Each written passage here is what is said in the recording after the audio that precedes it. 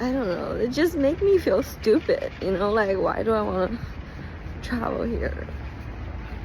I don't know how I feel about this. I'm just filming this video here in Lyon, France. It's my Okay, so for everyone here who doesn't know me, I lived in Lyon for over 2 years, and Lyon was the city where I first moved to in France. You know, it's where I first started my journey in France as a study abroad student way back in 2022.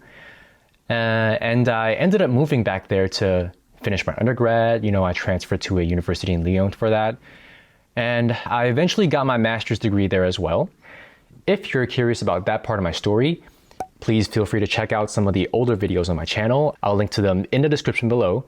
Anyways, for some reason, it's just surprising to me how, out of all places in France, Lyon was the place that kind of broke her spirit. Because I would have expected it to be someplace like Paris, for example, because Parisians are very well known for being rude, even among French people. Like, I remember the first time someone ever bumped into me on the sidewalk was in Paris, and it happened twice that same day. It's not like they just grazed me, they full on rammed into me. And they just kept walking without saying sorry. Like, it's not like I'm the type of person that's oblivious to people around me. Like, I'm from New York. I know how to walk in a dense city. But, you know, refusing to change your trajectory, even if you know you're about to collide into someone, that seems like a very Parisian thing to do. And that has been the biggest negative cultural shock for me in France, because coming from New York, you would never pull something like that unless you want someone getting in your face.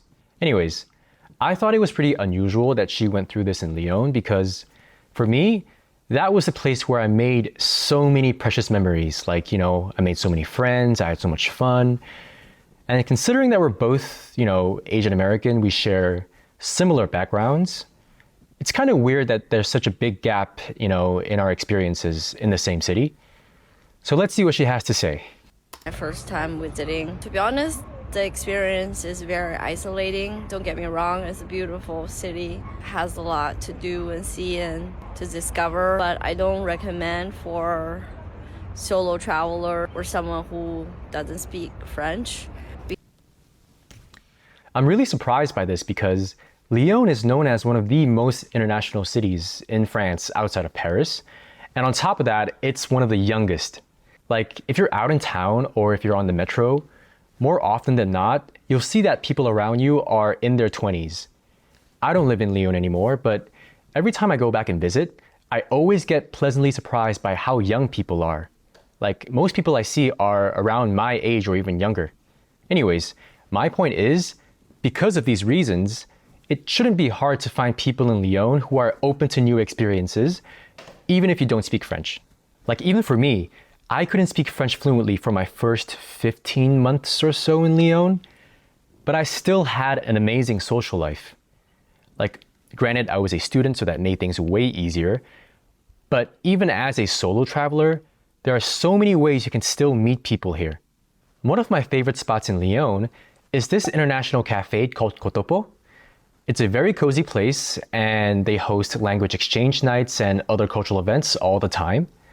And it's an amazing way to socialize with the local French people, not just in English, but also in Spanish, Japanese, and a bunch of other languages depending on when you go. It's the perfect spot to meet international students and expats too. And then you have the English, Irish, and Scottish pubs that are everywhere in Vieux-Lyon, which is what we call the Old Town. Places like the Smoking Dog, the Wallace, the James Joyce, Kelly's Club, so on and so forth. Like, these are places that I've been to many times myself. All of these places are English speaking, they're very international, and considering the neighborhood that they're in, they'd be perfect for solo travelers like Angela here. Because it's a very isolating experience, people here seem very indifferent. I had no. To be fair, I think that's just how most French people come across. Like, for me, the classic French experience is to start an interaction with someone who looks cold or mean, and then see them light up with the warmest smile over the course of a nice conversation. Personally, I've lost count of how many times that has happened to me, and I think the trick with French people is to just insist on smiling and being kind, no matter how distant they might seem at first. And I guarantee 8 or 9 times out of 10, they'll warm up to you way more quickly than you think. No problem meeting people and socializing in general. In Italy or even in Germany, people tend to be colder, but I had no problem whatsoever because I'm a very social person. But in France, the experience is very different. I feel very isolated. People make you feel bad for not knowing their culture or speaking their language.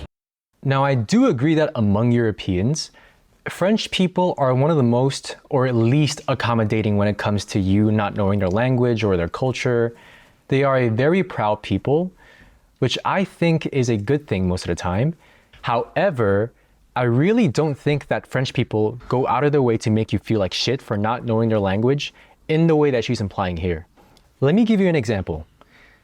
So when you speak French and you make mistakes, French people will correct you immediately on the spot. Like they'll point out every mistake you made. And that's not the case in Italy, for example, where Italians would just be super positive and cheer you on, regardless of how badly you might be butchering their language. And because of this, some people might interpret the way, French people respond to your mistakes as rude, but I promise you that's not actually the case. They're actually trying to help you understand where you're wrong and just how to speak the language better. I guarantee that pretty much every time, this comes from a place of good intentions, even if they're not smiling. It's simply a cultural difference in how people express themselves. What you also have to know is that politeness and formality are very important for everyday interactions here. Okay. Even as a foreigner who can't speak French, at the very least, you have to know how to say bonjour or excusez-moi before saying anything else. It's actually considered very rude here if you break those rules. And trust me, a lot of French people will match that energy in return. A lot of American tourists either aren't aware of these little rules of politeness or they just don't care. And what happens is that this kind of makes French people predisposed to seeing us as obnoxious. And unfortunately, that might not have helped Angela in this case. Like, I know it sucks, but I feel like it's something that you have to be extra mindful of as an American in France to not propagate that kind of behavior. I haven't really met anybody here. I've been here for 5-6 days now. I'm really surprised by this because for solo travelers like her who want to meet people on their travels, aren't hostels pretty much a guaranteed way to do that? Like, I don't know the full story here, so let's make some assumptions. And I could be completely wrong, but maybe she's not the type, a person who wants to stay in a dorm with 11 other people. Continuing on with the assumptions, maybe what she really wanted wasn't to meet other travelers like herself, but the locals. Maybe that's what she's referring to when she said that she couldn't meet anyone there. And I already shared some resources earlier for meeting people in Lyon, but I think that expecting strangers to come up to you and strike up a conversation with you just because you're a traveler or just because you look interesting is an extremely unrealistic approach for a country like France. That approach might work in some other European countries like the Netherlands, for example, but in France, people usually don't interact spontaneously with strangers, especially if they know that you don't speak French.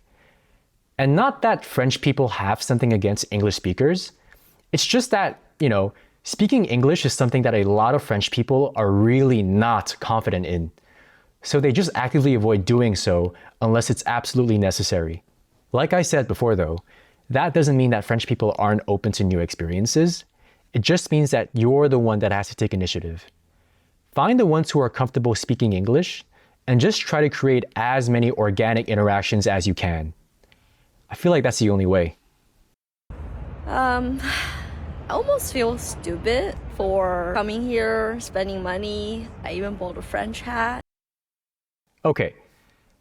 Now I just want to take a moment and empathize with her because regretting traveling somewhere when you're there is one of the worst feelings. I had that happen to me in Morocco, but that's a story for another time. Anyways, about the beret, I know that a lot of people might just see this as something that's just fun or as a form of cultural appreciation and whatnot, but that's not how it comes across to a lot of French people. It kinda sends the message that you're reducing their culture to a cliche, like an Emily in Paris, which, by the way, is unanimously hated here in France. And I say that it's a cliche because it's extremely rare to see a French person wearing a beret. This also ties into social awareness, which is something that's baked into how French people operate. Wearing a beret is perceived in France as something that's a bit tacky. Most people will probably never consider wearing one as part of an outfit. And if you do wear one, chances are you won't get taken seriously. French people are already so demanding of their own when it comes to social awareness, and generally, they're not the type to give foreigners special treatment either. And I'm not saying whether this is a good or bad thing, but it's really on you to adapt to the places that you visit as a traveler rather than the other way around. There's already so many tourists in Paris walking around in berets though, so obviously this is not a big deal at all, but I'm just bringing this up as one of the possible reasons why she had the experience that she did. Basically, wearing a beret in France is not the same thing as wearing a kimono in Japan. No one's gonna smile at you or compliment you for it. By the way, referring to a beret as a French hat does come across as a bit ignorant and maybe even a bit disrespectful. Not the best approach at all if you want French people to empathize with you through this video. I'm here to learn, to explore, but the experience is just, I don't know. I don't really like it. So she says that she was there to learn, and in my experience, the French respond really well to curiosity about their culture. Like, that alone could have created so many nice interactions. So clearly something's not adding up here. In general, I'm pretty sure that most people that have visited Lyon would say that it's a welcoming place. But I definitely don't want to invalidate her experience here, because there are always exceptions. I think I already covered a lot of reasons as to why she struggled so much in France where other travelers didn't, but I might still be missing something. Since most of my audience is French, if you were able to pinpoint something that I missed, please share them in the comments below. I tried to make this video as constructive as possible, and I really appreciate it if you could help me out here. If you're not French, I'm also curious to hear what you think as well, or if you had a similar experience in France. I think that's all I have for you today, so until next time, have a great rest of your day. Bye-bye now.